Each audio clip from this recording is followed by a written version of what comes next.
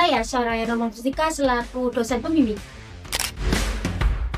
Perkenalkan, nama saya Dara Septa dari tim Prometheus UM. Saya sebagai Project Manager.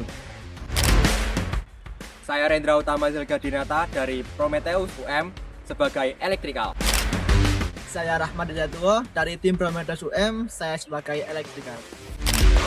Muhammad Adam Firmansyah dari tim Prometheus UM. Di sini saya sebagai mekanik. Nama saya Irsyad Adika Aryadi, saya dari Prometheus UM, saya sebagai programmer. Sebagai negara kepulauan yang sangat luas, pengawasan laut Indonesia kerap menghadapi keterbatasan armada dan tingginya resiko patroli konvensional.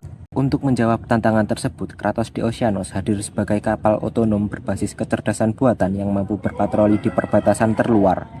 Yang mengandalkan sensor cerdas dan navigasi presisi secara real-time, Kratos di Oceanos dapat menjadi garda terdepan untuk mendeteksi ancaman ilegal dan situasi darurat lebih awal. Inovasi ini mempercepat respon operasi SAR dalam meniadakan resiko keselamatan personel, sehingga kedaulatan maritim Indonesia tetap terjaga secara taktis, efektif, dan juga tangguh. Untuk mewujudkan misi kapal Kratos di Oceanos, maka dimulai dari tahapan pembuatan lambung kapal. Pembuatan lambung kapal didesain menggunakan maksuf untuk mengurangi hambatan air dan mengefisienkan baterai.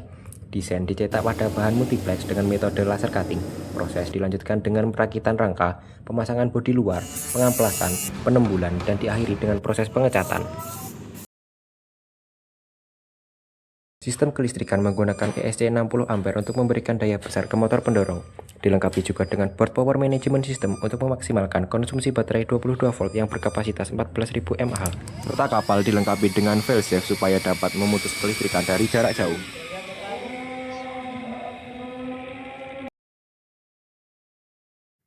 Setelah itu lanjut ke proses pemasangan 4 buah thruster, yang mana 2 thruster dipasang pada bagian belakang sebagai penggerak utama dan 2 thruster di bagian depan sebagai pembantu penggerak. Lalu motor dilengkapi dengan pelindung propeller supaya terhindar dari benda asing.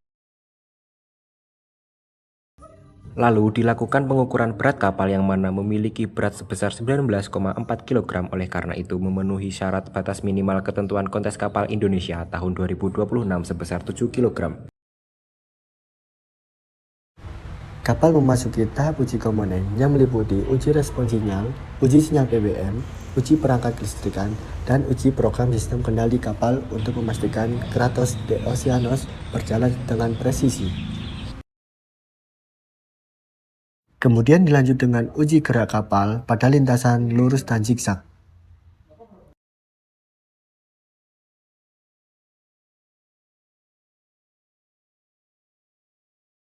Berikutnya, dipastikan bahwa kapal Kratos di Oceanos dapat melakukan gerakan turning atau berbelok.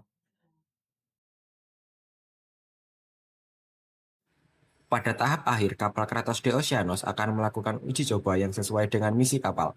Kapal Kratos di Oceanos dilengkapi dengan website dashboard monitoring yang dapat diakses secara online. Kapal dapat bergerak secara otonom dengan memanfaatkan kamera yang diproses melalui YOLO versi 11. Koreksi koordinat kapal dilakukan menggunakan algoritma date reckoning dan sistem GPS RTK, sehingga dengan gabungan sistem ini, kapal Kratos di Oceanos dapat bergerak secara presisi sesuai jalur yang sudah ditentukan.